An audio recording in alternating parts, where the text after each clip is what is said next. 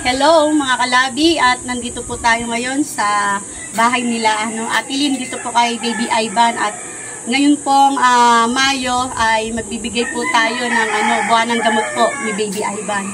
So nandito na tayo mga kalabi. Tao po! Ate Lynn! Ang bilis lang ng panahon, no? Parang kahapon lang tayo namili ng ng gamot ni Ivan noong April. Tapos ngayon, May na. Ang bilis talaga. Ate Lynn! Ate, may pa po na. Ate, huwag ka tatakas. Tao po! Mga kalabi, wala yatang tao. Uwi na tayo.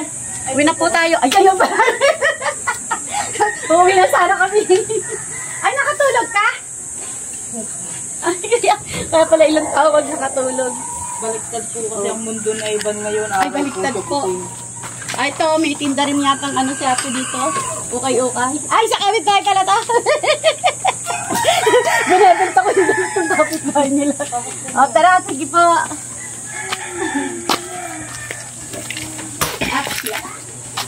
Ayan. Kumusta na? Ay, tayo. Ito puro salamin na, oh. Ha? Oo nga, ganda, oh. Wow. Oo nga. Puro salamin na sila. Kasi nga, naka-aircon na sila. Oo nga, naikwento ni no? Tapos ito dito. Okay lang po ba bumasa, Ate Lynn? Ito pa, yung... Ay, si Baby Ivan, nasilipan ko na kaagad. Ay, ba't niiyak? Oo nga. Pasok ka. Akala ko may aircon na kayo. Hindi po po nakakabit. Ay, pero meron na siyang aircon. Opo, ikakabit na lang. Ayun nga mga kalabi, nakakatuwa. Nung nakaraan kasi napunta namin dito, naikwento ni tatay na na nga daw ng aircon, para kay Baby Ivan. Kaya hinahanap yung videographer. Akala niya nakabit na. Saan ilalagay yung aircon? Dito. Ayan, dito yung karto. Kaya pala. Doon sa butas daw. Asan may butas na? Ayun, oh. Asan? Sasalpak na lang. Ay, oo nga. Ayun, itong magiging kwarto ni Baby Ivan. Kaya pala may na bintana na gano'n, Salamin. Ito bago rin ba to, no? Ayan. Ito yung nakakatuwa, dahil napakalaking tulong na binibigay ng ating generous sponsor na buwan ng gamot ni Baby Ivan tsaka mga gatas ganyan. Napakalaking tulong sa kanila kasi hindi kagaya dati talagang kailangan pa nilang mangutang, ganun. At least ngayon, di ba? Ay, si Baby Ivan umiiyak. Tana, baby! Ay! Ganito po ito, araw-araw natin na kayo. Ay, mga kalabi, ngayon lang po tayo napasyal dito kay ate kasi hinintay pa po natin silang lumabas sa ospital. Bali, ano bang nangyari kay Ivan, te? Ano po siya, bali nagkamero po siya ng pneumonia. Pero after po nun, lalabas na po sana kami ng 28. Kasi, na po, kaya nga po, pinalitan po kasi ito. Ayan, Kaso po, nung papalit kasi 7 days na po yung gamot niya, tapos 10 nung papalabasin na po kami, sabi ni doktora, palitan na rin daw po yung trick niya. Kasi sa tagal na po, 2 taon na po napapalitan. Kung antayin po namin ang tawag ng Maynila, kailan pa? Lagi naman po kami sa Maynila, kasi hindi naman po kami. Bakit may tumutulog kay Ivan? Ano po yun? Saan nagagaling yung tumutulog? Sa hinga po niya. Ha? Sa paghinga niya. Bakit gano'n pa hininga niya? Ano po kasi yan, naghanap lang sila ng... Kasi yung padalawang kabit po yan Yung unang kabit po sa kanya, hindi po may tinatamaan daw pong kalyo. Nagkakalyo na daw po yung tinatamaan namin ng saksyon. Buti nga po nakasakot. Ibig sabihin yung tunog na yun, normal. Okay lang daw po ba yun? Hindi naman nasama yan, Hindi naman daw po. Tumutunog. Pero papalitan po uli yan. Parang akala mo may bumabara. Opo, umiiyak po. Pag umiiyak lang siyang gano'n. Ay, dapat Pag naiyak po ng ganyan. Oo nga. Ang laki na ni Baby Ivan, mga kalabi. Ayan, ate, nandito kami.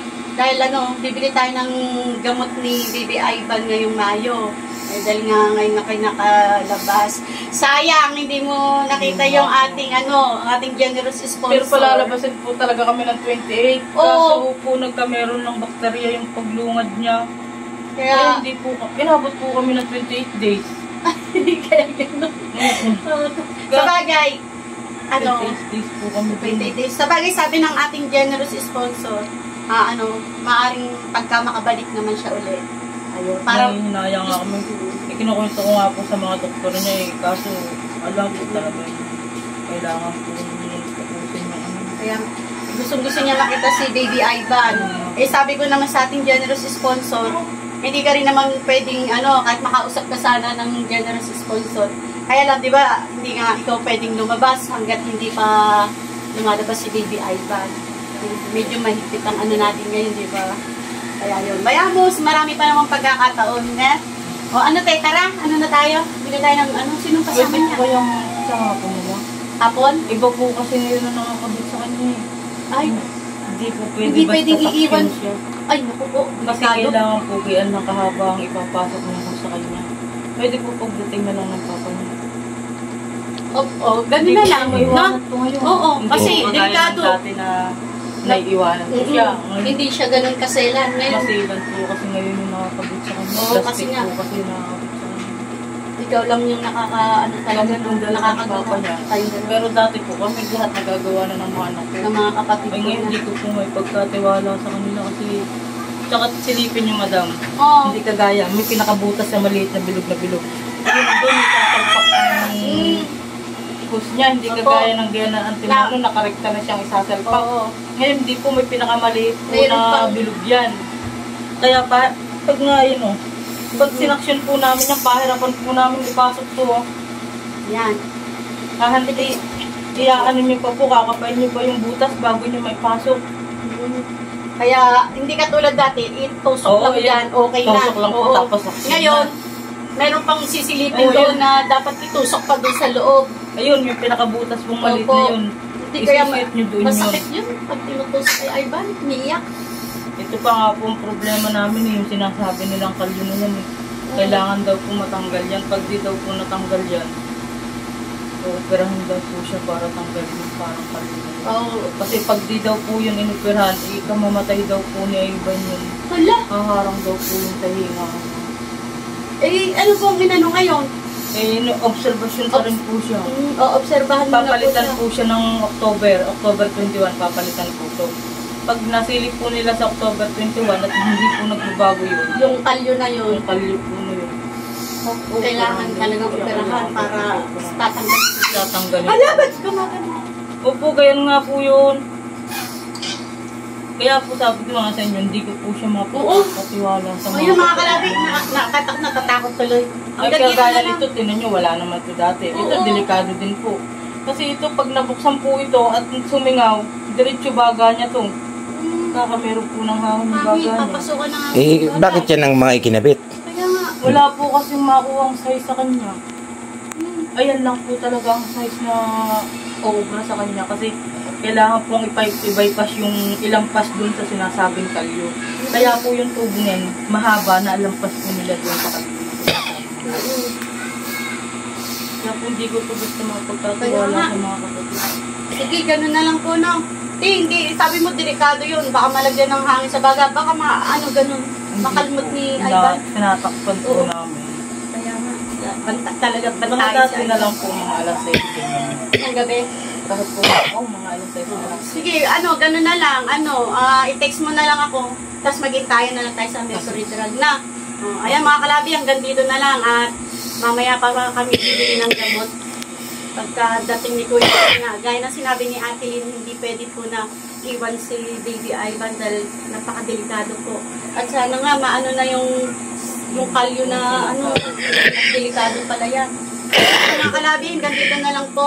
Maraming salamat po sa patuloy na sumusubaybay kay Baby Girl, Madam Labi. Mga kalabi, God bless us all. Paalam po.